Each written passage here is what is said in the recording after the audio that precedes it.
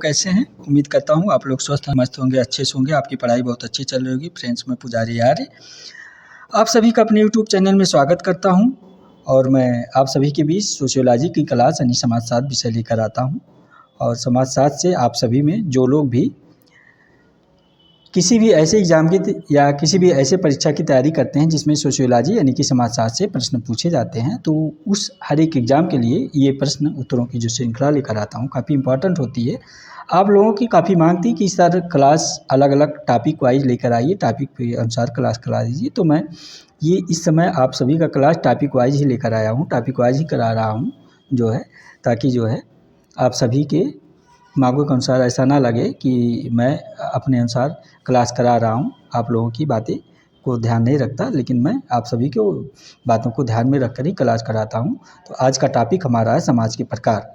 ठीक है, आपके कहे अनुसार कि समाजवाद जो है टॉपिक वाइज क्लास करा दीजिए सर। तो आज का टॉपिक आपका है समाज के प्रकार। ये देखिए जो आज का टॉपिक मैंने लेके आया है, ये समाज के प्रकार। आप लोग नोट कर लीजिए, समाज के प्रकार टॉपिक से सारे प्रश्नोत्तरों की श्रृंखला आज लेकर आया हूँ ये क्लास। ठीक है, जितने भी प्रश्न हैं सब समाज के प्रकार से हैं।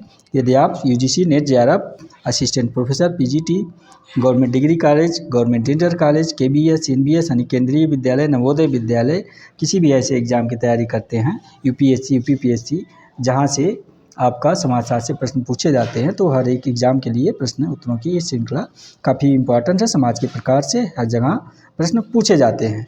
ठीक है, आप ध्यान दीजिएगा। चाहे आप ये मत सोचिए ये किसी विशेष जगह मतलब किसी विशेष स्टेट के लिए ये प्रश्न उत्तर है, नहीं। आप किसी भी स्टेट से तैयारी कर रहे हो, चाहे आप दिल्ली से हो, हरियाणा से हो, राजस्थान से हो, एमपी से हो, यूपी से हो, बिहार से हो, यानी कि भारत के किसी कोने में, इंडिया के कहीं से हो, आप अगर सोशियोलॉजी सब्जेक्ट से तैयारी कर रहे हैं समाजशास्त्र विषय से, तो ये प्रश्नोत्तरों की जो श्रृंखला है, ये जो प्रश्न उत्तर है आपके लिए महत्वपूर्ण है। ठीक है, आप लोग इस क्लास को जरूर देखा कीजिए, क्लास मिस ना किया कीजिए, क्योंकि ये क्लास देखेंगे तो आने वाले परीक्षाओं में आपका काफ़ी इस क्लास से सहयोग प्राप्त होगा। काफ़ी प्रश्न उत्तर जो है आपको मिल सकते हैं। कहीं ऐसा ना हो कि आप एग्ज़ाम परीक्षा में बैठे क्लास देख रहे, कहीं अरे ये तो क्लास मैंने वहाँ किया था, वहाँ से प्रश्न मिल रहे हैं। ठीक है, तो इस क्लास को जरूर देखा कीजिए। आइए क्लास की शुरुआत करते हैं, आपकी ज़्यादा समय ना लें और देखते हैं प्रश्न नंबर 1 क्या है। क्लास शुरू करने से पहले आप लोग जो है क्लास को शेयर कर दीजिए, ताकि इस निःशुल्क क्लास का बेनिफिट आप जैसे और फ्रेंड्स को प्राप्त हो सके। और क्लास को जो है लाइक कर दीजिए। ठीक है, और कापी पेन लेकर बैठ जाइए, इंपॉर्टेंट चीज़ों को नोट करते रहिए। आपका ज़्यादा समय ना लेते हुए आइए देखते हैं प्रश्न नंबर 1 आज का आपका एक क्या है। उम्मीद करता हूँ आप लोग एग्ज़ाम को ध्यान में रख के तैयारी अच्छे से कर रहे होंगे, लापरवाही नहीं कर रहे होंगे। तो प्रश्न नंबर 1 देखिए क्या है आपका। ये प्रश्न नंबर 1 क्या कह रहा है। प्रश्न नंबर 1 कह रहा है सापेक्ष रूप से लघु, अशिक्षित, एकरूप तथा संशक्तिशील, ठीक है, समाज को कहा जाता है। क्या कहा जाता है?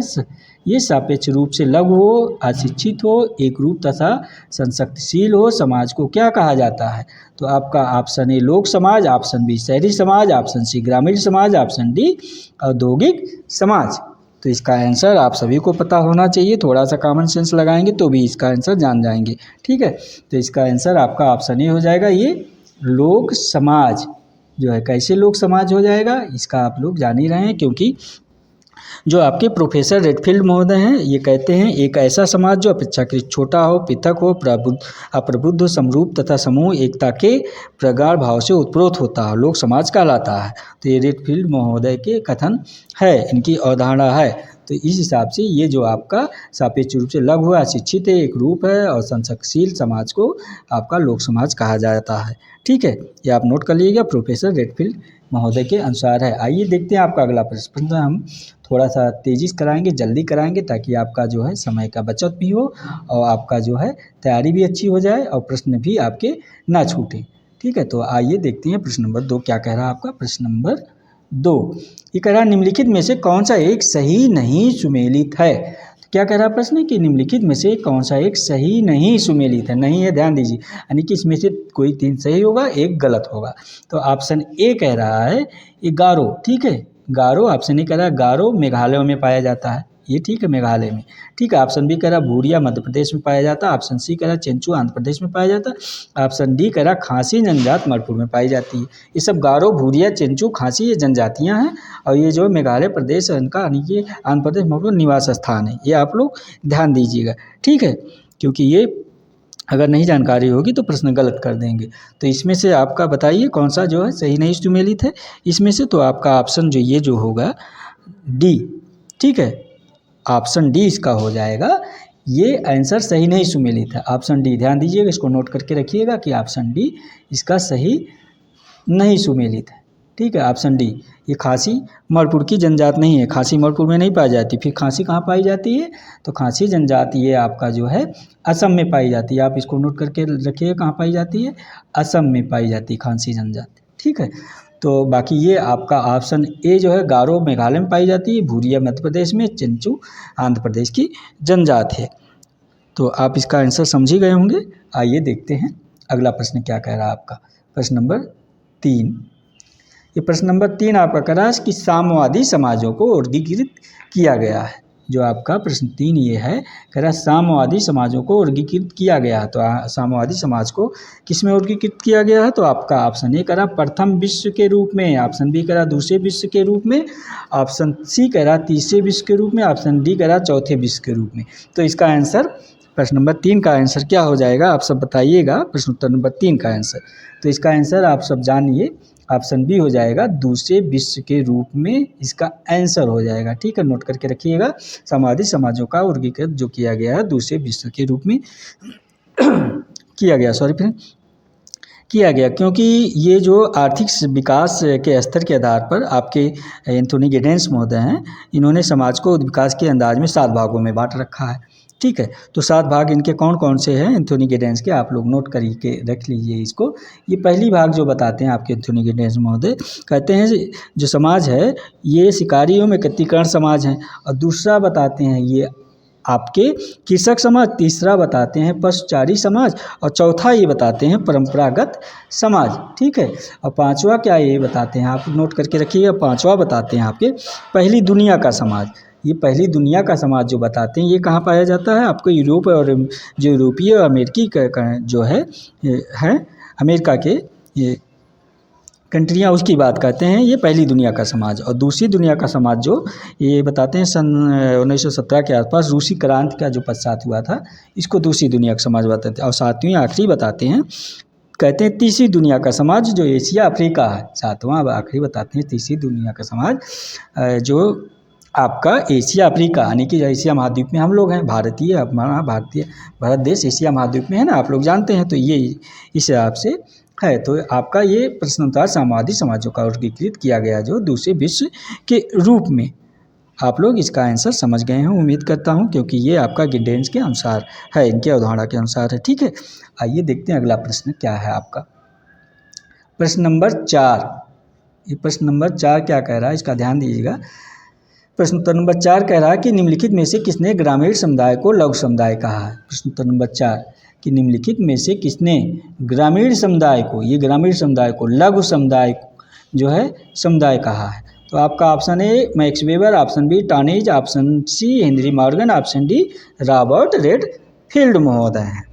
किसने ग्रामीण समुदाय को लघु समुदाय कहा है? तो आप मैक्स वेबर है, टॉनेज है, हेनरी मॉर्गन है, रॉबर्ट रेडफील्ड हैं। तो किसने कहा है? तो आप लोग इसका आंसर बताइए। तो इसका आंसर ऑप्शन डी हो जाएगा, आपके रॉबर्ट रेडफील्ड महोदय हैं जो है, इन्होंने क्या कहा है, ग्रामीण समुदाय को जो है लघु समुदाय कहा है। क्योंकि ये कहते हैं कि जो प्रत्यक्ष संबंधों के आधार पर एक ऐसा समूह होता है जो ग्रामीण समुदाय कहा जाता है, जिसके कहते हैं कि जिसके अधिसंख्यक व्यक्ति अधिकांश उन सामाजिक, आर्थिक, शैक्षणिक, धार्मिक तथा अन्य सेवाओं का प्रयोग करते हैं जो कि सामूहिक जीवन के लिए आवश्यक है। तो उसको रॉबर्ट रेडफील्ड महोदय इस ग्रामीण समुदाय को लघु समुदाय के रूप में जानते हैं।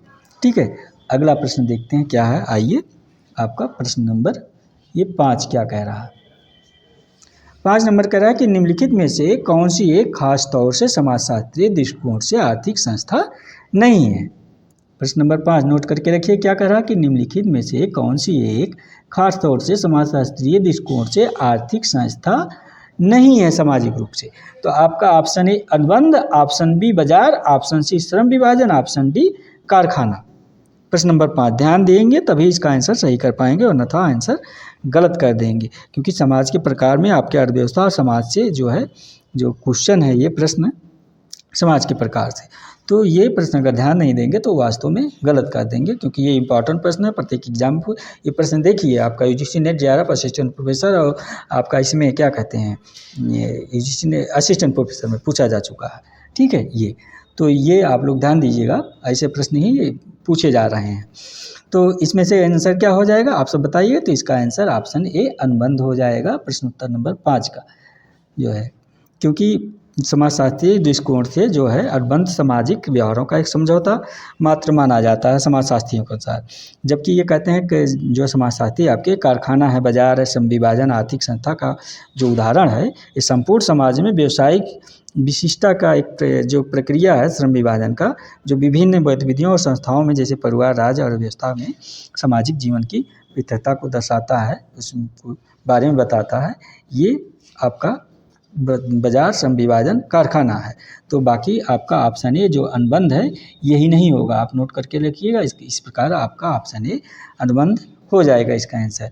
आइए देखते हैं अगला प्रश्न क्या है आपका, प्रश्न नंबर 6। ये क्या कह रहा है, प्रश्न उत्तर नंबर 6।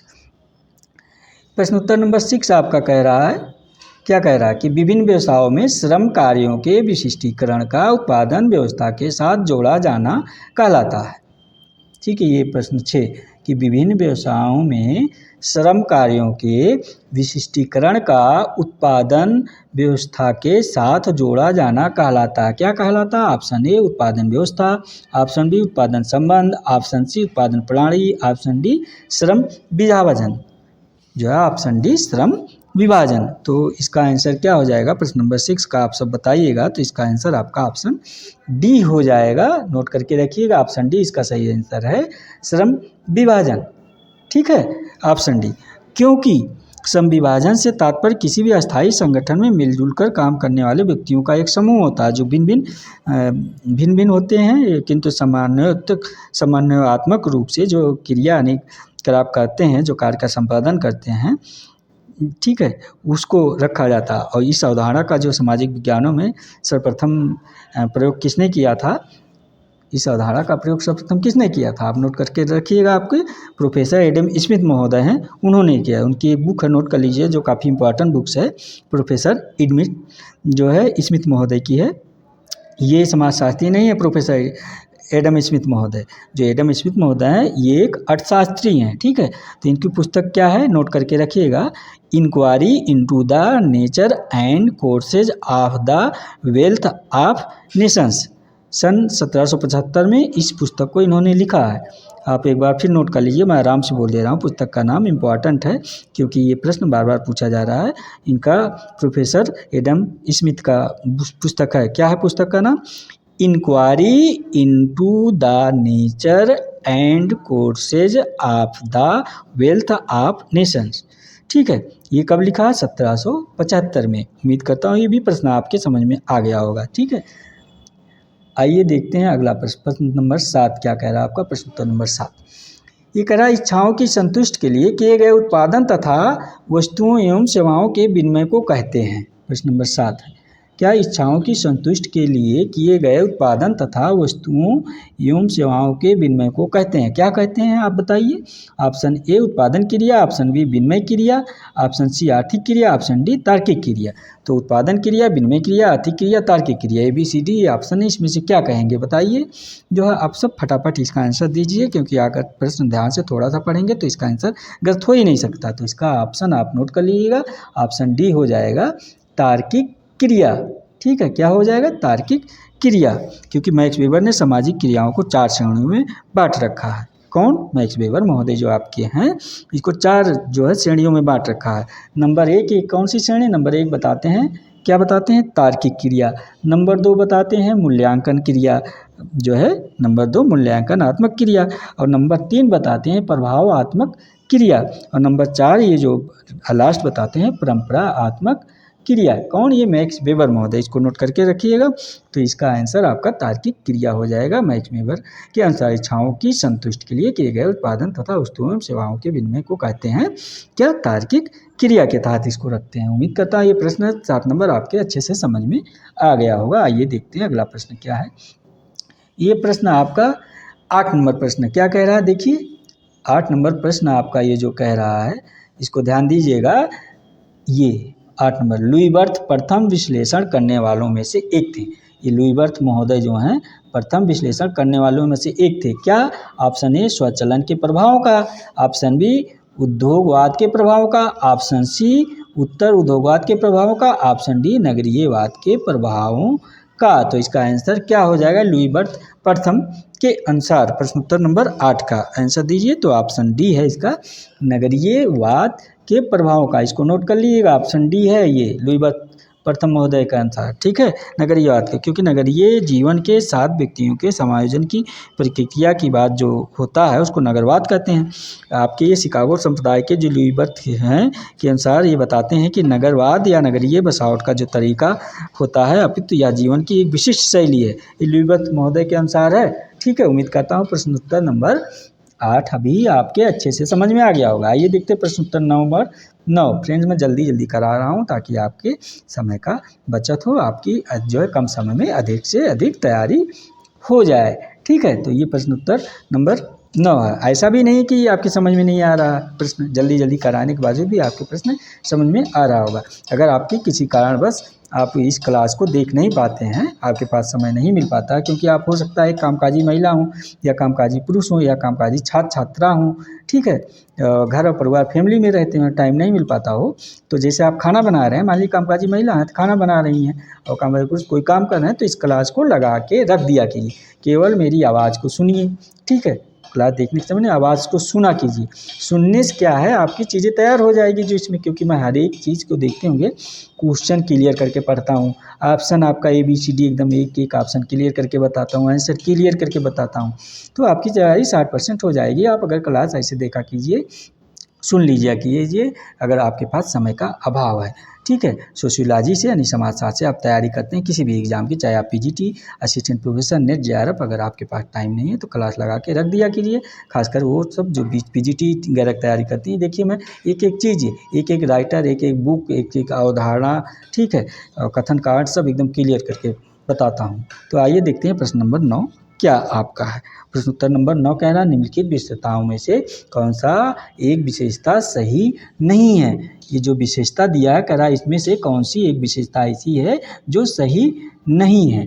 आप लोग इसको ध्यान दीजिएगा, सही नहीं है की बात करता है, यानी कि 4 जो ऑप्शन है ABCD, इसमें से एक कोई गलत है, बाकी 3 सही है। तो ऑप्शन ए कह रहा है औपचारिक संगठन, ऑप्शन बी कह रहा है आतंकवाद, ऑप्शन सी कह रहा है सामूहिक सौदाकारी, ऑप्शन डी कह रहा है राजनीतिक संबंध। तो निम्नलिखित विशेषताओं में से कौन सा एक विशेषता सही नहीं है। औपचारिक संगठन, आतंकवाद, सामूहिक सौदाकारी, राजनीतिक संबंध। अगर इसमें आप इस प्रश्न नंबर 9 में थोड़ा सा दिमाग लगाएंगे तो प्रश्न गलत हो ही नहीं सकता, सही करके आएंगे। तो इसका आंसर आप नोट कर लीजिएगा, ऑप्शन बी है आतंकवाद। ठीक है, क्या है? आतंकवाद इसका आंसर हो जाएगा प्रश्न नंबर 9 का, क्योंकि प्रश्न नंबर 9 जो है आपका प्रमाणिक श्रमिक संघ के प्रारूपीय औपचारिक संगठन, सामूहिक सौदाकारी तथा राजनीतिक संबंध आते ही आते हैं। तो इस हिसाब से ऑप्शन भी आतंकवाद थोड़ी आता है। आप तो जानिए गवर्नमेंट आतंकवाद पर कितनी प्रतिबंधित लगाते हैं, जो है लगाए रही हैं, चाहे नेशनल लेवल हो चाहे इंटरनेशनल लेवल पर हो। तो आतंकवादी गतिविधियाँ अच्छी बातें थोड़ी है, जो है समाज और जो है देश के लिए, राष्ट्र हित के लिए बहुत खतरनाक होता है। ठीक है, आप जान ही रहे हैं आतंकवाद के बारे में। आइए देखते हैं अगला प्रश्न क्या है आपका। ठीक है, प्रश्न उत्तर नंबर ये 10 आ गया आपका। कौन सा प्रश्न नंबर है? 10। ये प्रश्न नंबर 10, इसको नोट करके रखिएगा आप लोग, क्योंकि प्रश्न उत्तर नंबर 10 जो है ये काफ़ी इम्पोर्टेंट है। यहाँ से प्रश्न जरूर पूछे जाते हैं, चाहे आपका PGT हो, PGT, net, JRF, assistant professor, किसी भी एग्जाम का, KBS, NBS जो है, GDC जो है, चाहे GIC इंटर कॉलेज हो, चाहे गवर्नमेंट डिग्री कॉलेज हो, हर जगह यहाँ से प्रश्न, ये ऐसे प्रश्न पूछे जा रहे हैं आज। ठीक है, तो ये प्रश्न क्या कह रहा है? प्रश्न नंबर 10 नोट करके रखिएगा। प्रश्न उत्तर नंबर 10 देखिए क्या कह रहा है आपका। 10 नंबर आपका प्रश्न ये कह रहा है निम्नलिखित में से कौन सा सही नहीं सुमेलित है, पहचान कर सही विकल्प का चयन करें। ठीक है, ये प्रश्न जो सही नहीं सुमेलित है। फ्रेंड्स ये प्रश्न मिलान भी आता है जो है, क्योंकि इसी को जो है जैसे टोटमवाद है, पता चला आपका ये सी पे ला के दे दिया, ठीक है, और कुटुंब है इधर जैसे ये दिया, इधर आपका ऑप्शन दे दे 1 2 3 4 कौन किससे पे सुमेलित है। तो ये प्रश्न उस तरह भी विकल्प के रूप में भी दे सकता है कूट का चयन करने के लिए। तो कोई भी हो तो आप अगर कैसा भी प्रश्न हो इस तरह किए रहेंगे तो आप जो है आंसर सही करके आएंगे ही, क्योंकि भाई प्रश्न तो वही रहता है घुमा फिरा के, ठीक है। तो मैं इस प्रश्न को थोड़ा सा आप सभी के समझ में आए इसलिए सिंपल रूप में लेके आता हूँ। आप सब समझ ही गए होंगे इस बात को। तो प्रश्न देखिए क्या कह रहा है, निम्नलिखित में से कौन सा सही नहीं सुमेलित है, पहचान कर सही विकल्प का चयन करें। ये नहीं है, ठीक है, यानी कि 3 सही होगा, 1 कोई गलत है। तो ऑप्शन ए कह रहा टोटमवाद, देखिए ऑप्शन ए टोटमवाद जनजातीय समाज बता रहा, ऑप्शन बी कह रहा कुटुंबवाद कृषक समाज बता रहा, ऑप्शन सी कह रहा गतिशीलता मध्यकालीन समाज बता रहा, ऑप्शन डी कह रहा प्रौद्योगिकीय बौद्धिकता उत्तर औद्योगिक समाज बता रहा। तो इसका आंसर क्या हो जाएगा, अगर आप थोड़ा सा कॉमन सेंस लगाएंगे तो ऐसे प्रश्नों का आंसर गलत आप कर ही नहीं सकते, ठीक है। तो इसका आंसर आपका प्रश्न उत्तर नंबर 10 का आंसर सी हो जाएगा। ये नोट करके रखिएगा, प्रश्न नंबर 10 का आंसर सी क्या है, गतिशीलता मध्यकालीन समाज दिखा रहा है ना, तो गतिशीलता कहीं मध्यकालीन समाज में आ ही नहीं सकता, आप तो जान ही रहे हैं, ऐसे क्लियर हो गया। गतिशीलता आपका आएगा औद्योगिक समाज में, ठीक है। तो ये आप जान लीजिए, ये जो मध्यकालीन समाज है ये गलत है, समझिए एकदम। यहाँ क्या होना चाहिए आपका, औद्योगिक समाज होना चाहिए, आप इसको नोट कर लीजिएगा, औद्योगिक समाज होना चाहिए, ठीक है। आप तो इसलिए इसका आंसर सी हो जाएगा, ये नहीं है। बाकी आपका ये टोटमवाद जनजातीय समुदाय में ये पाया ही जाता है, टोटमवाद की हिमालय दुखिम का आप पढ़े ही होंगे, ठीक है। टोटमवाद और कुटुंबवाद ये कृषक समाज का, ये भी जो है आप जान ही रहे हैं कृषक समाज में तब है। और प्रौद्योगिकी बौद्धिकता उत्तर औद्योगिक समाज की देन है, ये है जो है, आप इतना जो विकास कर रहे हैं आप तो जान ही रहे होंगे, बताने की जरूरत है नहीं, थोड़ा सा कॉमन सेंस लगाएंगे। क्योंकि भारतीय समाज में कृषक समाज जनजातीय समाज तथा आपका औद्योगिक समाज, इन तीनों प्रकार के समाज का अस्तित्व देखने को मिलता है भारतीय समाज में, कृषक और जनजातीय औद्योगिक तीनों समाज। क्योंकि बिहार उत्तर प्रदेश समाज का कृषक बहुल, उड़ीसा भी कृषक बहुल समाज ही है। अच्छा, छत्तीसगढ़ का समाज जो आपका जनजातीय समाज है, महाराष्ट्र कर्नाटक वगैरह का जो समाज है औद्योगिक समाज की प्रमुख विशेषताएँ हैं। तो इसमें आप थोड़ा सा अगर अपडेट होंगे तो ऐसे प्रश्नों को गलत आप कर ही नहीं सकते, ठीक है। आइए देखते हैं अगला प्रश्न आपका क्या है, प्रश्न नंबर 11। तो फ्रेंड्स प्रश्न आपको समझ में तो आ ही रहा होगा, ऐसा तो है नहीं प्रश्न समझ में नहीं आ रहा, आंसर समझ में नहीं आ रहा, ठीक है। थोड़ा सा अगर आप जो है अलर्ट रहेंगे तो एग्ज़ाम क्वालिफाई तो करके ही रहेंगे, ठीक है। बस आप पढ़ाई करते रहिए, रेगुलर क्लास करते रहिए, बस क्लास मिस ना कीजिए, ठीक है। पढ़ाई के साथ साथ और प्रैक्टिस सेट बराबर सॉल्व करते रहिए। अगर आप प्रैक्टिस सेट सॉल्व करते होंगे तो देख रहेंगे जो मैं ये आप सभी के बीच प्रश्न उत्तर लेकर आता हूँ, आप सबों को प्रश्न मिलता होगा बराबर, क्योंकि मैं जो प्रश्न उत्तर लेकर आता हूँ ये आप सभी के लिए, ये इसमें से जो एग्ज़ाम में पूछे गए परीक्षाओं में, जो एग्ज़ाम में यानी कि परीक्षाओं में पूछे गए प्रश्न उत्तर वो हैं, और कुछ नए प्रश्न इसमें शामिल करते हैं, लेकर आते हैं जो कि एग्ज़ाम में पूछे जा सकते हैं, ठीक है। तो इसलिए इस क्लास को मिस ना किया कीजिए, ज़रूर देखा कीजिए, ये आपके हित की बात है जो है। और अपना सहयोग, प्यार और सहयोग इसी प्रकार बनाए रखिए। तो प्रश्न नंबर 11 देखते हैं क्या है आपका, ये प्रश्न उत्तर नंबर 11 क्या कह रहा है, कह रहा है निम्नलिखित समाजों का प्रारूपी समूह भारतीय बहुसमुदायिक समाज के लिए सर्वाधिक उपयुक्त है, ठीक है। प्रश्न कह रहा है निम्नलिखित समाजों का प्रारूपी समूह भारतीय बहुसमुदायिक समाज के लिए सर्वाधिक उपयुक्त है। तो ऑप्शन ए कह रहा आदिम पूर्व औद्योगिक, ठीक है, और औद्योगिक कह रहा, ऑप्शन बी कह रहा जनजातीय कृषक औद्योगिक, और ऑप्शन जो है सी कह रहा पूर्व आधुनिक आधुनिक उत्तर आधुनिक, ऑप्शन डी कह रहा मध्यकालीन औद्योगिक उत्तर औद्योगिक। तो इसमें से प्रश्न नंबर 11 का कौन सा आंसर हो जाएगा, अगर आप थोड़ा ध्यान दिए होंगे तो इसका आंसर गलत कर ही नहीं सकते। क्योंकि प्रश्न देखिए, आप जान ही रहे हैं समाजों का प्रारूपी समूह भारतीय बहुसामुदायिक समाज के लिए सर्वाधिक उपयुक्त है। तो कौन सा उपयुक्त है, तो इसका ऑप्शन बी ये सही हो जाएगा, ये आप नोट करके रखिएगा, ऑप्शन बी इसका सही आंसर है, ठीक है। नोट करके इसको रख लीजिएगा, जनजातीय कृषक औद्योगिक समाज। क्योंकि भारतीय समाज में कृषक समाज, जनजातीय समाज तथा औद्योगिक समाज, इन तीनों प्रकार के समाजों को अस्तित्व देखने को मिलता है आपका, आप देखे ही होंगे, ठीक है। तो इसी प्रकार जो है आपका छत्तीसगढ़ और जो मैंने बता ही दिया, तो इस प्रकार का आपका जनजातीय कृषक औद्योगिक समाज, ये प्रश्न आपका गलत हो ही नहीं सकता, ठीक है। तो आइए देखते हैं अगला प्रश्न क्या है आपका। ये प्रश्न आज 11 प्रश्न थे आप सभी के बीच, और 11 काफ़ी इम्पोर्टेंट प्रश्न हैं जो समाज के प्रकार और से थे। ठीक है, तो आप लोगों का ये क्लास कैसी लगी आप लोग कमेंट करके बताइए जो है, और अपनी प्रतिक्रिया ज़रूर दिया कीजिए, क्योंकि मैं आप सभी का कमेंट देखता हूँ और उसी अनुसार क्लास लेकर आता हूँ। क्योंकि आप लोगों ने कह रखा था, बता रखा था कि सर आप जो है क्लास लेकर आइए, टॉपिक वाइज लेकर आइए, तो मैं टॉपिक वाइज क्लास लेकर आ रहा हूँ। बाकी आप लोग कमेंट करके बताइएगा कि क्लास कैसा लगा। अगली क्लास जो है किस टॉपिक पर चाहिए आप सभी को, किसी थिंकर पे चाहिए या किसी जो है ऐसे टॉपिक पे चाहिए, शोध प्रवृत्तियों पे चाहिए या किसी समुदाय या समाज पे चाहिए, जो जिस भी टॉपिक को आपको चाहिए तो बताइएगा कमेंट करके, तो मैं उस टॉपिक पर, या कि आधुनिक राइटरों पे चाहिए कि जो है आपके जो कॉमन ये शास्त्रीय राइटर हों उस पे चाहिए, थिंकर हैं। ठीक है, तो कमेंट करके आप लोग बताइए कीजिए, जो है अपनी प्रतिक्रिया दिया कीजिए, मैं उसी अनुसार प्रश्न उत्तर लेकर आऊँगा। ये जो है चैनल का नाम जान ही रहे हैं आप लोग, सोशियोलॉजी बाई पुजारी जो है ये चैनल का नाम आप लोग अच्छे जानते हैं, सोशियोलॉजी बाई पुजारी आर्य। क्योंकि आप लोग देख रहे हैं, जान ही रहे हैं, लेकिन क्लास को शेयर कर देंगे तो ये आप ये जो है चैनल और लोगों के पास पहुंच जाएगा ये क्लास। तो क्या है इससे कि इस निःशुल्क क्लास का बेनिफिट और आपके जैसे और मित्रों और फ्रेंडों को और दोस्तों को प्राप्त हो सकेगा। व्हाट्सअप नंबर ये है 9452 733 186, इसको नोट कर लीजिए, क्योंकि व्हाट्सअप नंबर से आपसे में जो है कॉल से नहीं बात हो पाएगी, लेकिन SMS करके आप जो है मैसेज करके व्हाट्सअप करके आप जो है जानकारी प्राप्त कर सकते हैं, और यहाँ से PDF वगैरह आप चाहें तो वो भी प्राप्त कर सकते हैं। और टेलीग्राम लिंक से अगर आप जुड़ जाते हैं तो यहाँ से ऑफिशियल पुजारी टेलीग्राम लिंक है, तो इससे हाथ जुड़ जाते हैं, आपको क्लास के बारे में पूरी जानकारी मिलती रहेगी, प्राप्त होती रहेगी। ठीक है, तो आप सब को क्लास कैसी लगी नोट जो है ज़रूर बताइएगा, और आप लोग पढ़ाई बराबर करते रहिए। एग्ज़ाम को ध्यान में रखते हुए, परीक्षाओं को ध्यान में रखते हुए अगर आप क्लास देखते रहेंगे और पढ़ाई करते रहेंगे तो आपको सफलता पाने से कोई नहीं रोक सकता है। और सफलता मिलती है तो कितनी अपार खुशियाँ होती हैं, इसके बताने की कोई आवश्यकता नहीं है। आप सभी को बहुत बहुत धन्यवाद। थैंक यू वेरी मच आप सभी।